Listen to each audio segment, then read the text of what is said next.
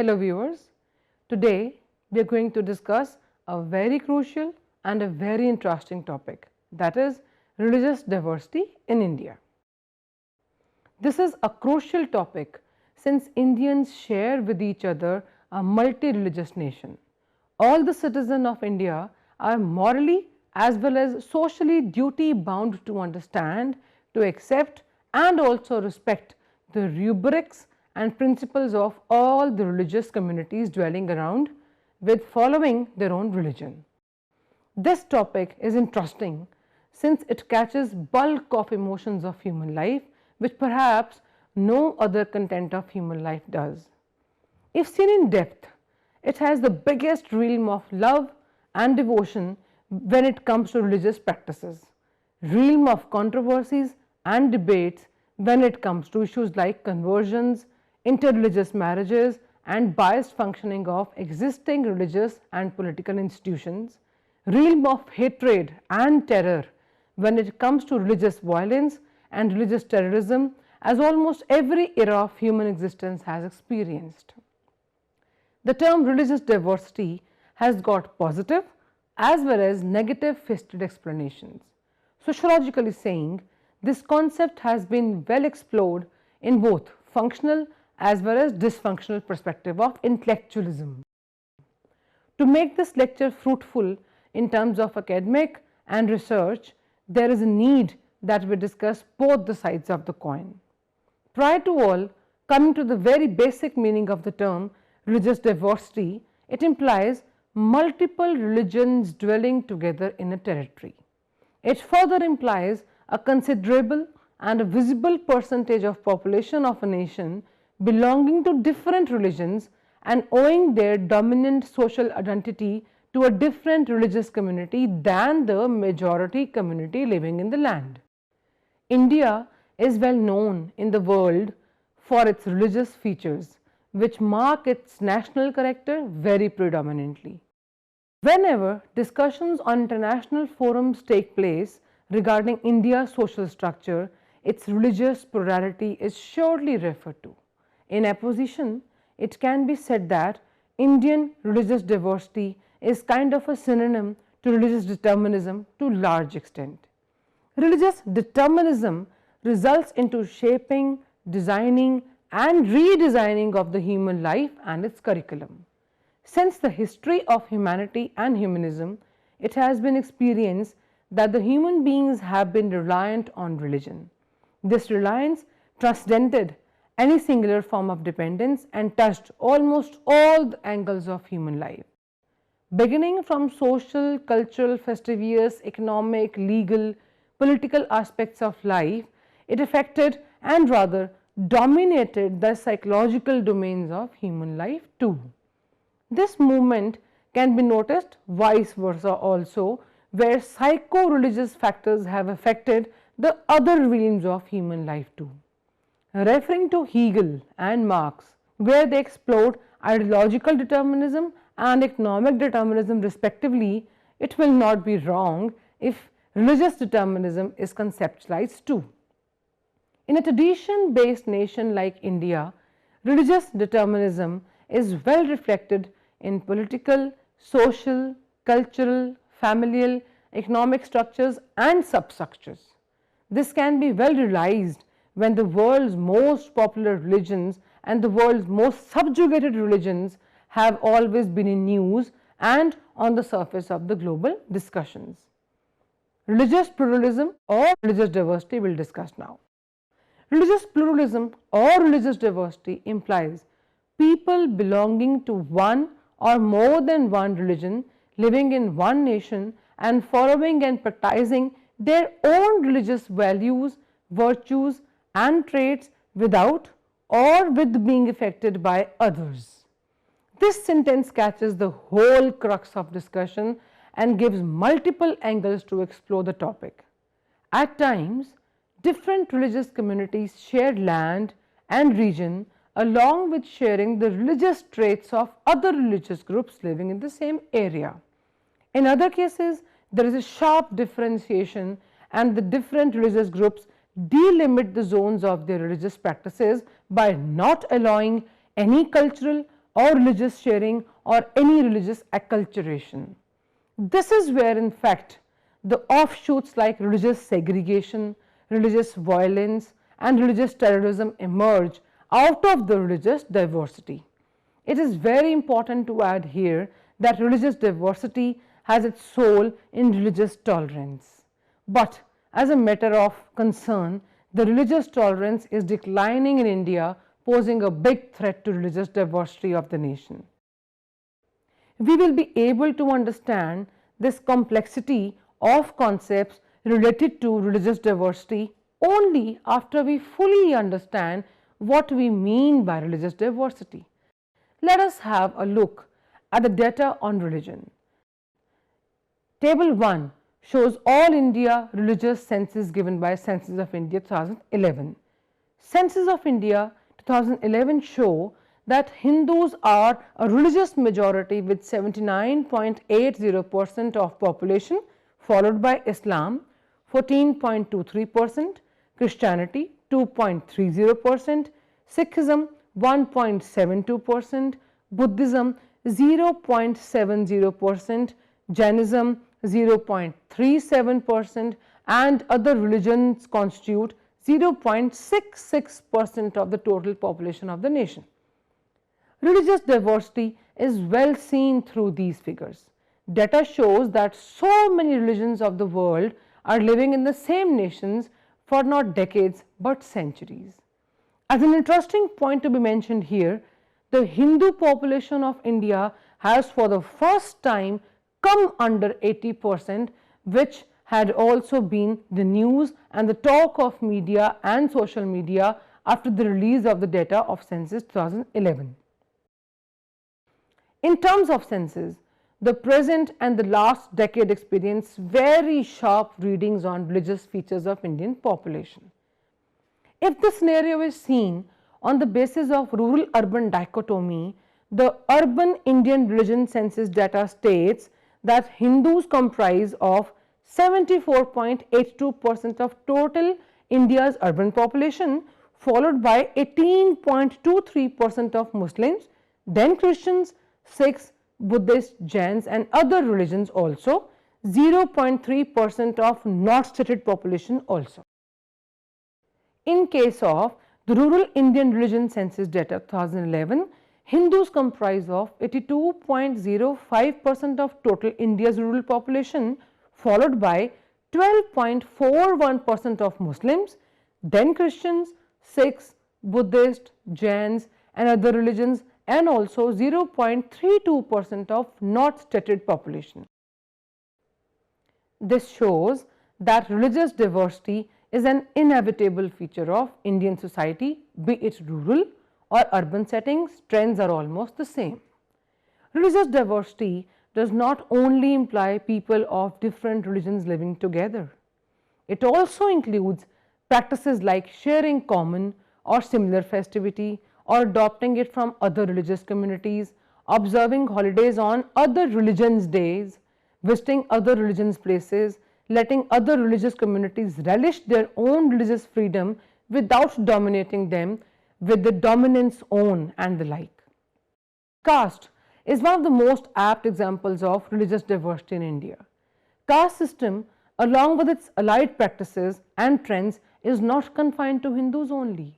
There are other religions which practice caste system as a commonality between them with different normative patterns and nomenclature of course. Caste under each religion, whichever practices it, functions with distinct rules and social prohibitions. These sanctions and prohibitions are more often reflected in the decisions regarding the marital choices like endogamy, exogamy and the like, consequent to their rules regarding adoption and inheritance of the family property, etc.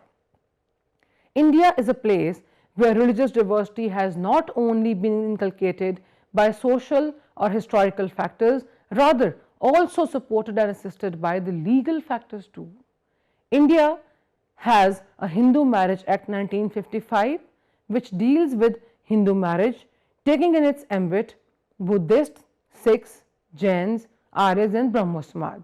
India also has Special Marriage Act 1954, which covers in its ambit the persons belonging to different religions marrying each other without changing their religions. Such legislations make Indian religious diversity more evident and even more facilitated too. We will discuss Indian legal system, Indian constitution and religious diversity now.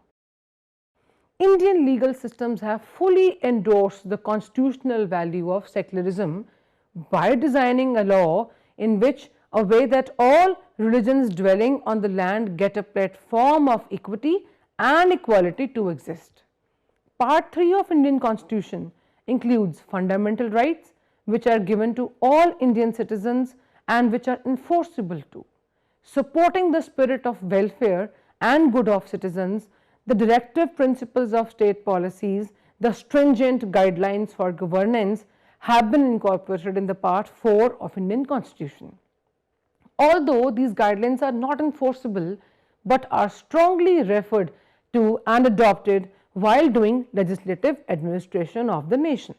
But in case of any conflict between the two, that is fundamental rights and directive principles of state policies, the former one prevails due to their enforceability. Religious diversity has often been in discussion encapsulated by these two parts of the grand legal book of the nation.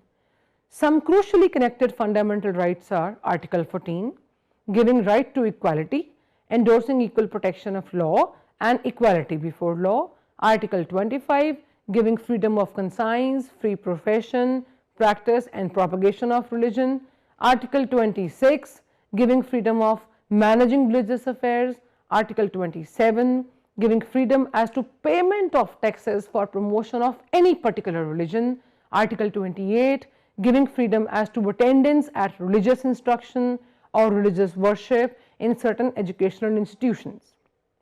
These rights in letter and in spirit both radically support and nurture the theme of religious diversity in India. Article 44 under directive principles of state policy says that states shall endeavour to secure for all its citizens a uniform civil code throughout the territory of India. This uniform civil code is such a proposal which states that all the citizens of India shall be governed by a common law irrespective of their religious belongingness and religious identity. This code shall govern all their personal matters like marriage, divorce, adoption and maintenance. India, being a nation popular for social legislation, has some issues regarding this, due to which uniform civil code is not being easily implemented. Thinking on the lines of religious diversity in India, which has been an Indian civil traditions for centuries now, uniform civil code can do a dysfunctional job as to the concern of the religious dissatisfaction and religious contentment of the different religious groups, including majority as well as minority. India is a nation of social legislation, a law making process whereby laws are made keeping in view and also by incorporating the social values of communities dwelling in the land. Uniform civil code shall be overdoing the personal laws of the religious communities by imposing upon them all a common law for their very sensitive decisional domains like marriage, divorce, adoption and maintenance.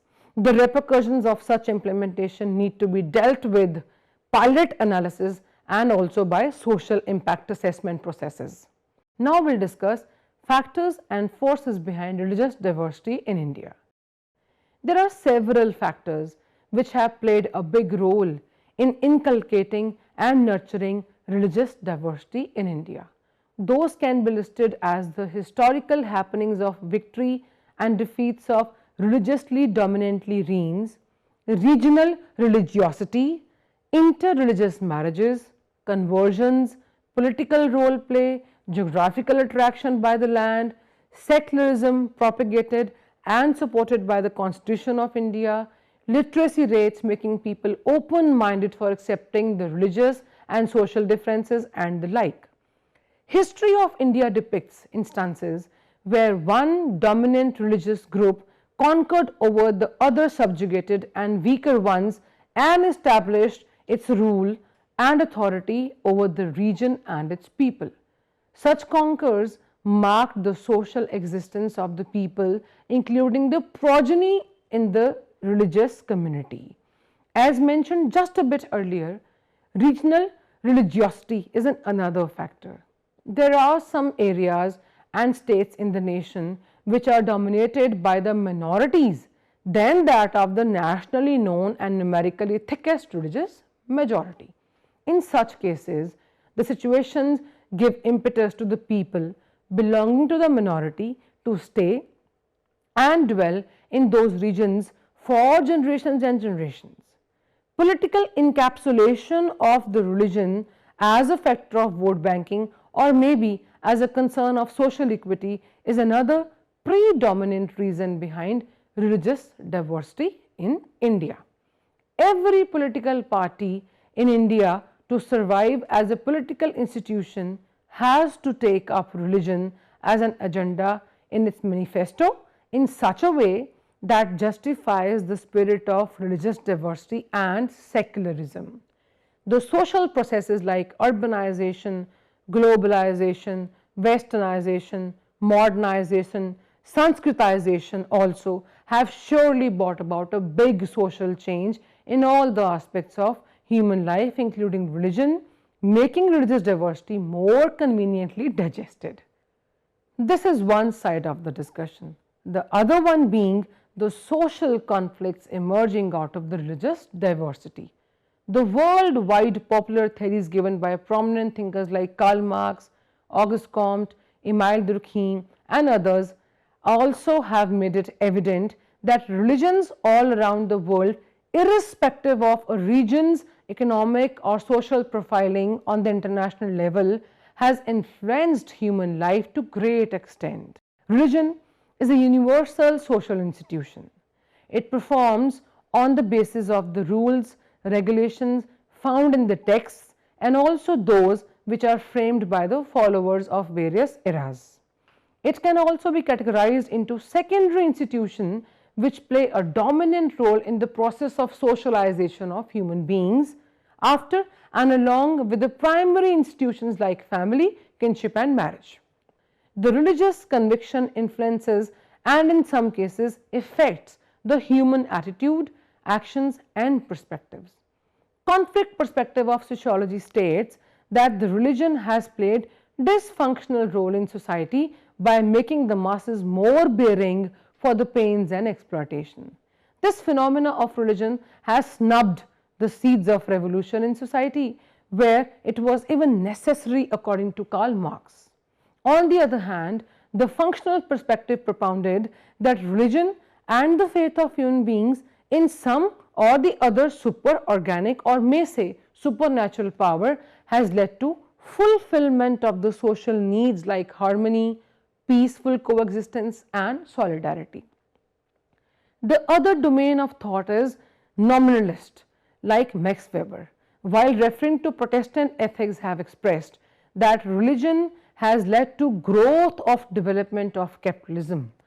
Religious institutions have contributed to an impressive extent to the formulation of human ideas, human nature and have largely shaped human behavior also. Religion and morality go hand in hand. Morality is the closest synonym to righteousness and virtuousness, as also expressed by Posner in 2002 and 9. It directly talks of what is right and what is wrong with no legal principles at the base. The real bases are the religious virtues and principles. It has been experienced and found in almost all societies of the world that moral ethics are almost same, or you may say almost catering to the religious ethics of the groups.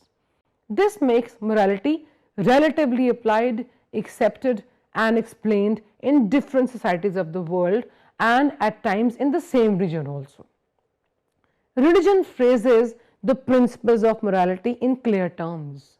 The notions of religions and the virtues written in the religious text or expressed by the religious men formally take a shape through the morals of the followers. Many religions, through religious texts and other sources, determine and propagate specific kind of behavior as a model behavior.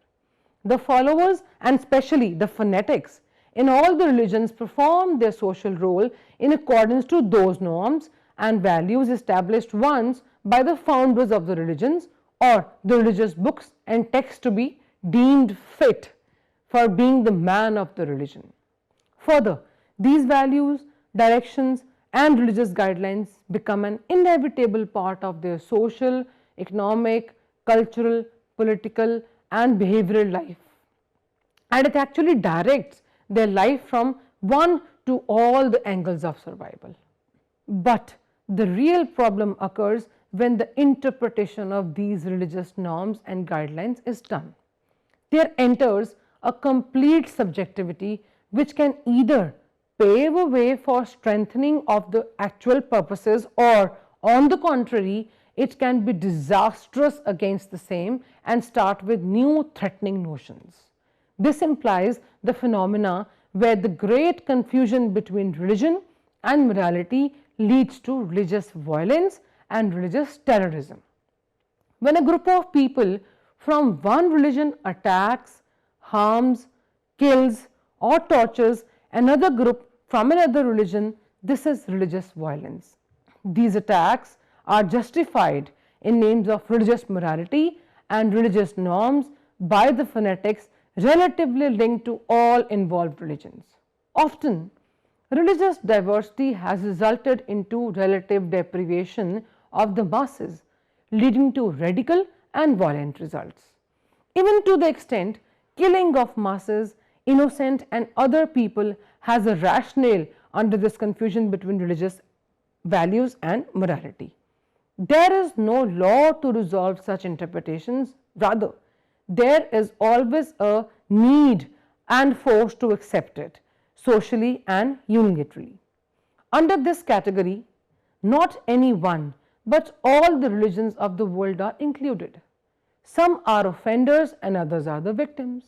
Religious terrorism is an extreme form of such religious violence and religious conflicts. It may be labeled as the most disastrous form too, due to complete absence of compensatory mechanisms on social levels. It is unsocial and also very irresponsible on the part of those who label any one particular religion or religious community at the back of terrorism. For instance, Hindus, Muslims, Sikhs have all been observed, accused and convicted for terrorism in one or the other instance. Where we talk of Ram Bhumi issue in India, none amongst Hindus or Muslims did lesser than what can be termed as brutality. If we notice or read about the Punjab extremism era, Sikh groups were involved in committing terrorist acts against all the possible religious communities. Hence, the issue is not identifying the religious groups or labeling the particular religion or religious group as terrorism sources. The real concern is identifying the factors behind religious violence resulting into religious terrorism. The situation becomes even more serious when this happens in a region with religious diversity, as it increases the chances of misunderstandings, reactions and rioting. There is much more to say on the theme, but we have paucity of time. In conclusion, I will say this lecture aimed at discussing the theme, that is religious diversity in India, at an adequate length, inclusive of the functional as well as dysfunctional aspects linked to the theme. The main objectives of the lecture included conceptualization of the allied topics like religious violence, religious terrorism, religious religiosity, religion and morality, relative deprivation, social legislation and the like. We hope that the viewers will benefit from it and further will undertake assignments and case studies suggested thereon. We wish you all best of luck for your life ahead.